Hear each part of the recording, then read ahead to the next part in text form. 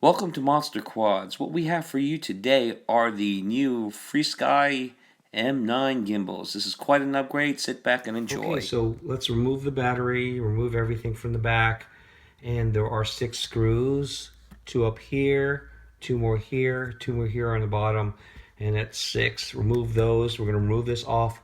Have some tape ready.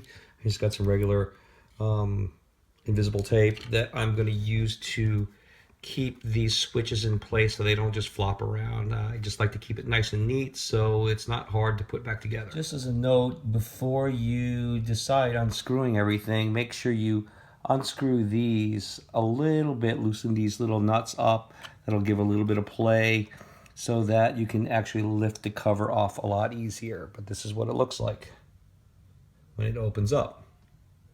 I do think you should take these down just because you're going to have to get to the front. There are 4 screws that you're going to have to remove the gimbals with up front that you have to take off. Okay, there are 3 pins that you're going to pull. This long one at the bottom, just above it right here, and one to the side. It's going to be easy to replace because the one to the side has a longer set of wires.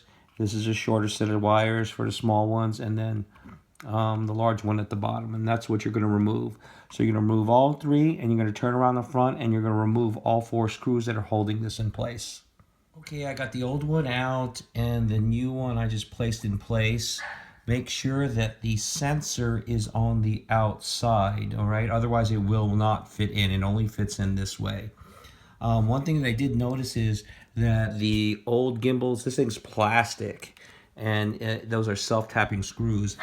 While this plate is metal, and we have, you know, some regular screws that are going to fit into that. So it's a much more solid, nicer build right off the bat. Make sure you seat the bottom in first so it fits underneath this board and that board, and then slide it down and forward. Okay, I've installed the one side, and I'm going to install the throttle and yaw gimbal. If you look at the M9 gimbal on how it's made, how do you lock in the throttle or unlock the throttle, what you're doing is you're locking this spring into place, okay? And what you're gonna do is you're gonna hold it either all the way up or all the way down, and it comes with a screw, so you're gonna screw it from here, screw that in, so it's gonna hold that spring up, and that's how it's gonna take care of the throttle.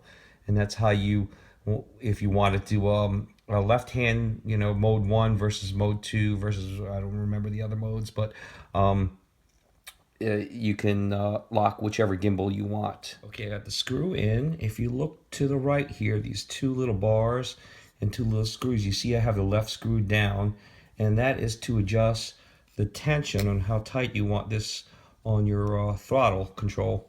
And the other one on the outside has this little notch there, and some it's to get that ratchet effect. I don't like any ratchet effects. Some of you, I used to like a little bit of ratchet. You guys can adjust to whatever tension and ratchet effect that you would want. Okay, everything's in place. We're gonna button her back up, and I think we're done. Back, and we're all back together again. What we want to do is hold the menu button down for a couple seconds.